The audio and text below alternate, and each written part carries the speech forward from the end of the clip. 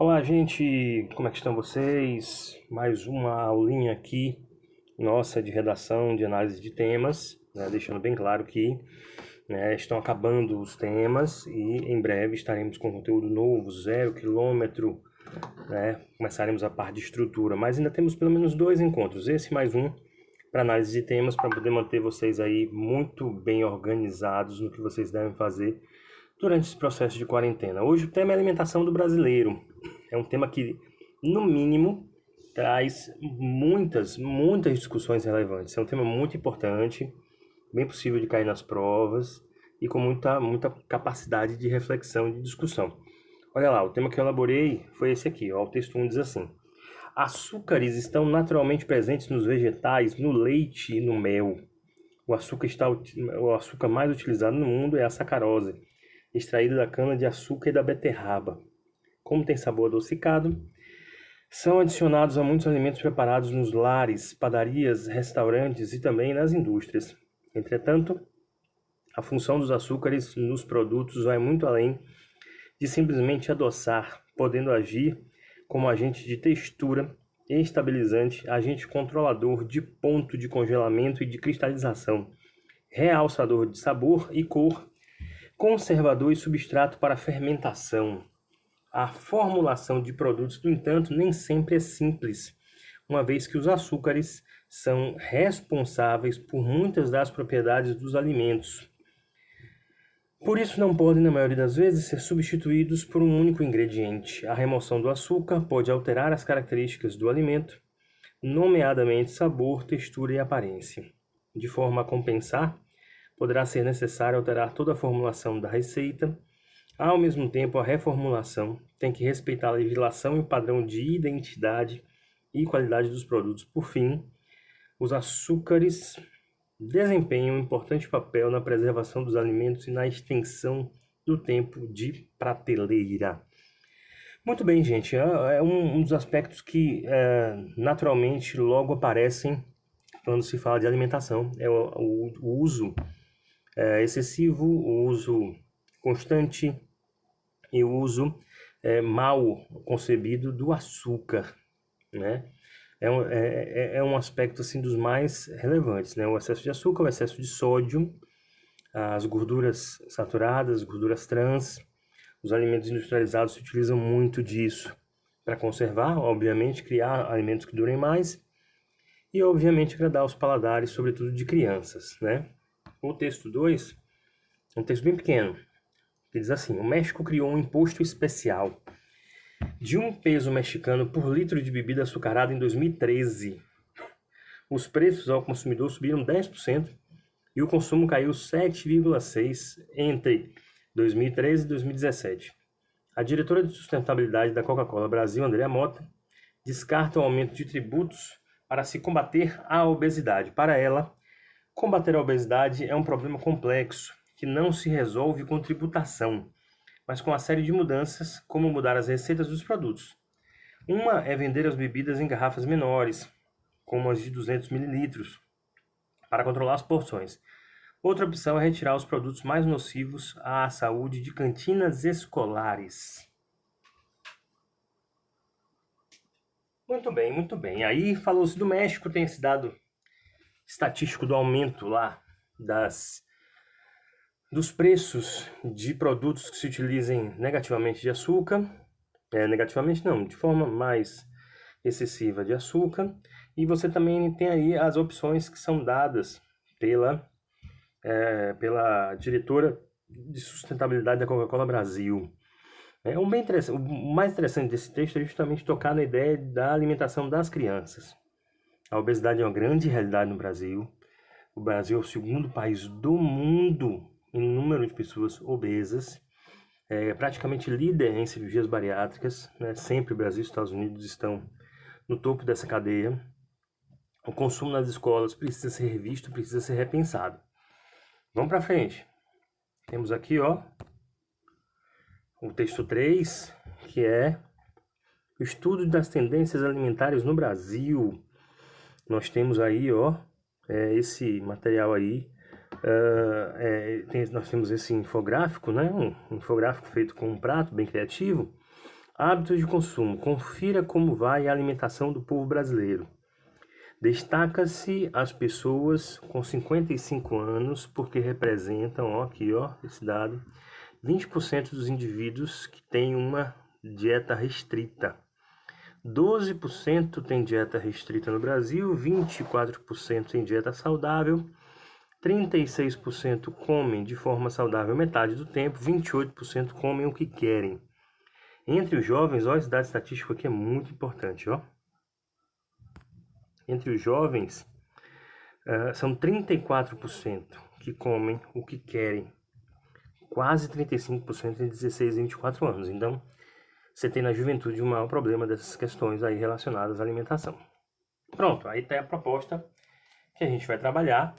O tema é a alimentação saudável para a melhoria da qualidade de vida do brasileiro. Alimentação saudável para a melhoria da qualidade de vida do povo brasileiro, do brasileiro. Tema central, meus amores, alimentação saudável, melhoria da qualidade de vida, um dos delimitadores, o outro é brasileiro, obviamente. Como é que a gente conseguiria arrumar isso daí? Nós vamos ver daqui a pouco. Antes, queria que a gente visse esse videozinho, porque eu acho que ele vai acrescentar, pelo menos em um argumento muito importante para a nossa construção. Vejam aí.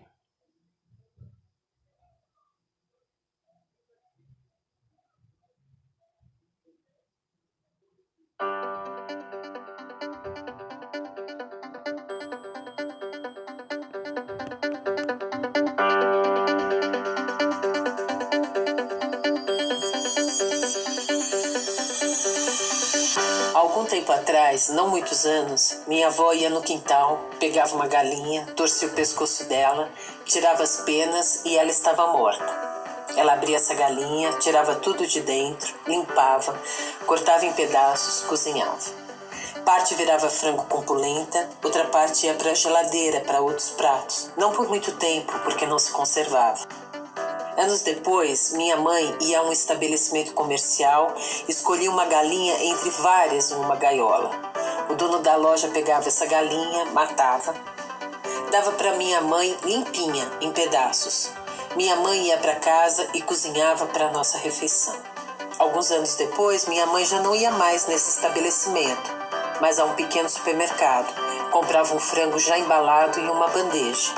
Agora eu vou a um grande supermercado e encontro algo dentro de uma caixa onde está escrito frango, mas eu não tenho certeza que lá dentro tem frango. Essa é a nossa história sintetizada. Se você pensar na história desse frango ao longo dos anos, é a história de como a nossa alimentação se transformou. Como tínhamos a garantia sobre o que comíamos, praticamente total controle sobre o que comíamos, e como hoje praticamente não temos controle nenhum.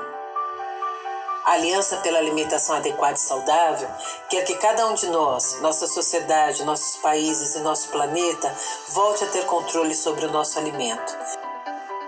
Que a gente saiba de onde vem a semente, que a gente possa pisar na terra e colher, que resgatemos nossas histórias e possamos expressar nossas verdades através do nosso prato.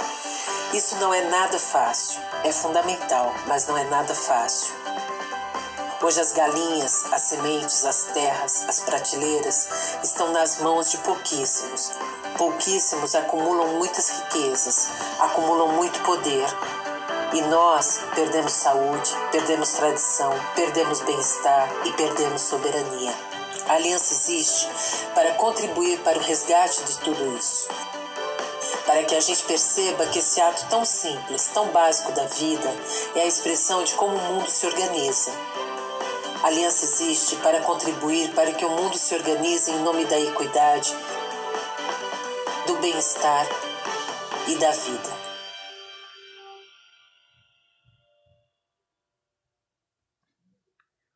Pronto. Beleza, beleza. Alimentação saudável aí, ó. .org.com.br. Pronto, nós vimos um videozinho aí, né? Eu também posso te indicar que você vá ao YouTube. No YouTube nós temos o documentário Super Size Me. É um documentário de um diretor estadunidense chamado Morgan Spurlock. é de 2004, já tem aí 16 anos, mas na época ficou muito famoso o documentário porque ele faz uma investigação inicial sobre como a alimentação nos Estados Unidos ocorre, identifica aquela nação como a mais obesa, mostra um mosaico de como nos últimos anos a população norte-americana ficou cada vez mais gorda, mais obesa. E aí ele chega à conclusão, né, nesse processo, que estava demorando de culparem os fast foods, as lojas, como ele mesmo chama, as lanchonetes, as lojas de lanches. E aí, né, ele resolve testar se de fato a alimentação excessivamente baseada no fast food pode realmente prejudicar alguém. E ele fica 30 dias comendo apenas McDonald's durante 2 vezes no dia. É bem interessante porque ao longo do processo você vê como nós vivemos um processo de cultura alimentar muito nociva e que, de certa maneira, não tem nenhum tipo de processo regulamentar mais amplo, mais efetivo para proteger as crianças, para proteger a sociedade, para proteger, de certa forma, todo mundo que precisa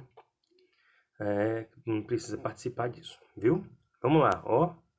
Temos aqui o nosso plano de texto, como sempre, Salvador, maravilhoso. A alimentação saudável, tema central. É a alimentação saudável do brasileiro, setinha para cima, setinha para baixo.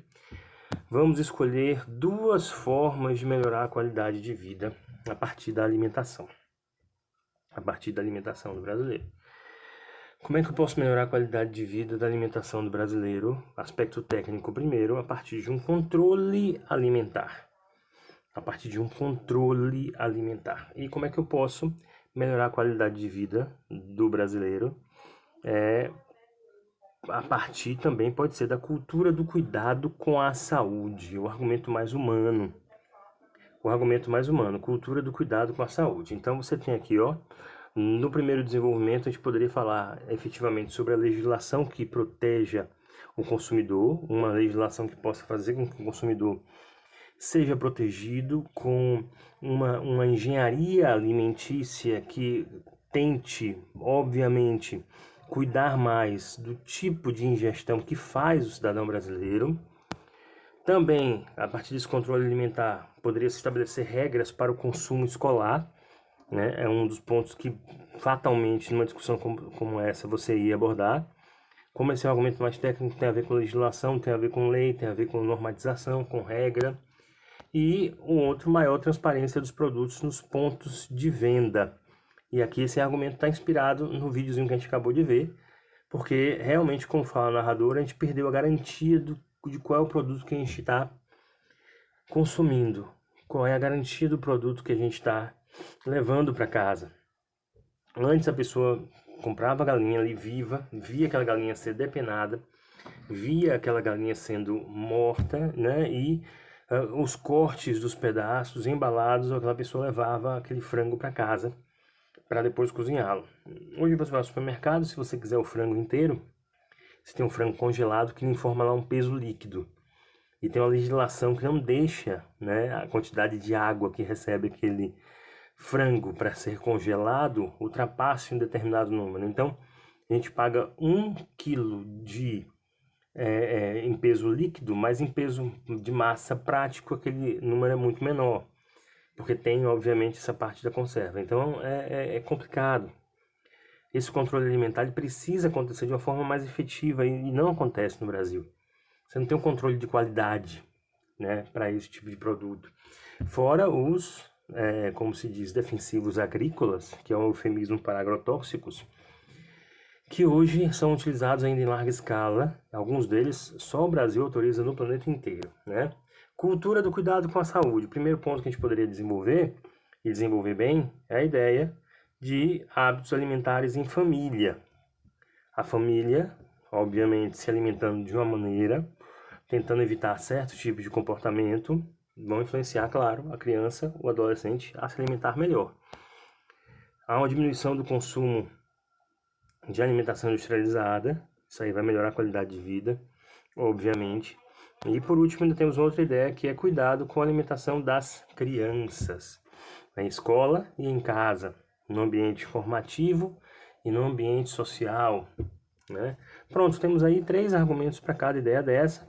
Não esqueça que, obviamente, vocês não têm aí um gabarito, não é um gabarito, como eu já disse, mas é uma forma de você pensar um assunto, de pensar a discussão. Nós temos aqui, efetivamente, como repertório 1 que a gente pode colocar, né? Como repertório 1, a gente tem o Dia Mundial da Alimentação, que é o dia 16 de outubro. Dia 16 de outubro é o Dia Mundial da Alimentação. Não esqueça que nós podemos usar muito bem os dias, as datas comemorativas, como repertório para as nossas redações, né? Ontem foi o dia 2 de abril, o Dia Nacional da Conscientização para o Autismo.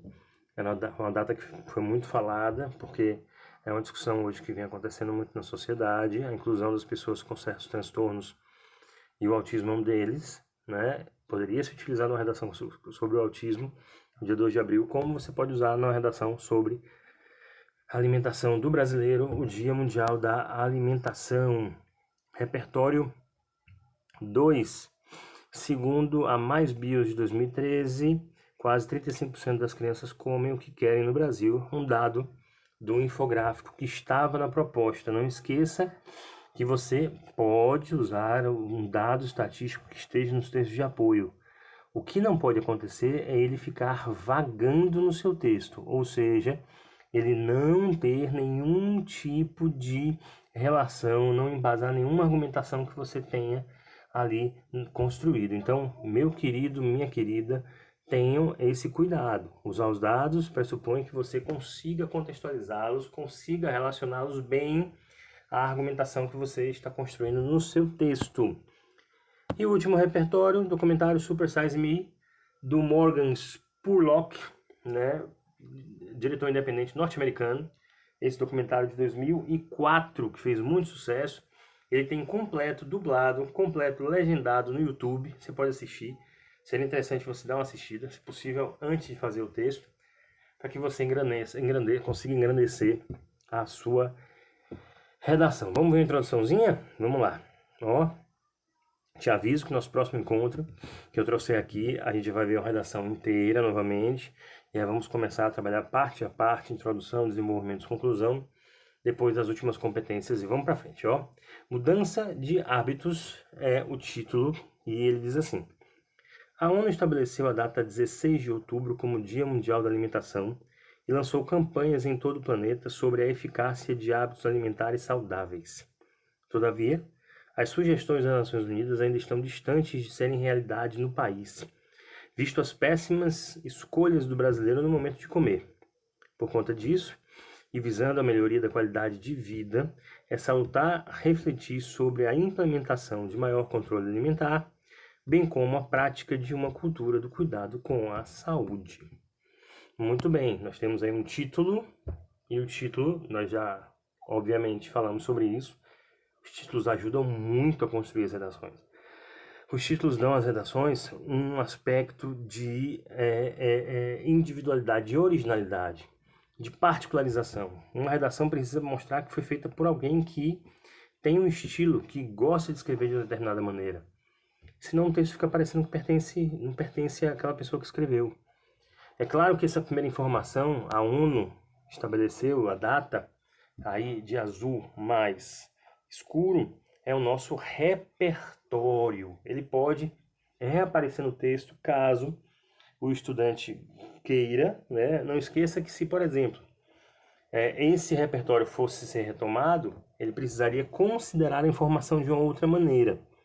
Ele não pode ser destacado exatamente dessa forma, da mesma maneira, e colocado em outro parágrafo. Ia dar a sensação clara, constante, de que houve aí uma cópia, e não é esse o objetivo da gente.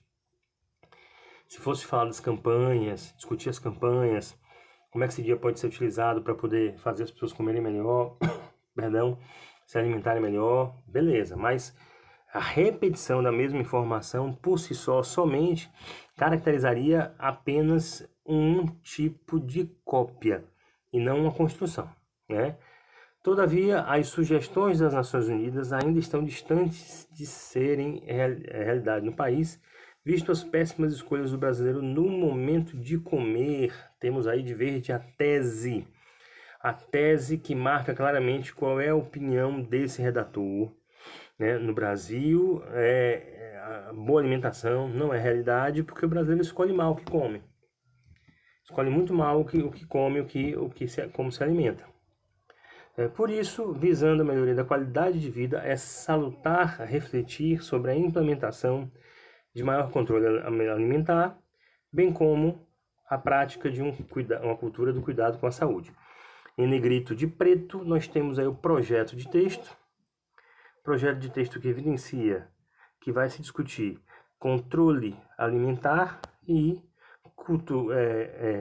cultura do cuidado com a saúde. Ficou aí de um azul mais escuro ainda. De amarelo, quase laranja, nós temos os conectivos. E nós temos aí uma introdução muito legal para poder você conseguir fazer na sua redação sobre esse assunto. Tudo bem, meus queridos? Vamos produzir ainda hoje um tema extra novo para vocês, né? Todos os meus estudantes. Vamos vencer essa batalha, vamos continuar estudando. Não vai ser fácil, porém você precisa ter força e foco no seu objetivo. Um abraço, gente, mais uma vez. Foi um prazer. Tchau, tchau.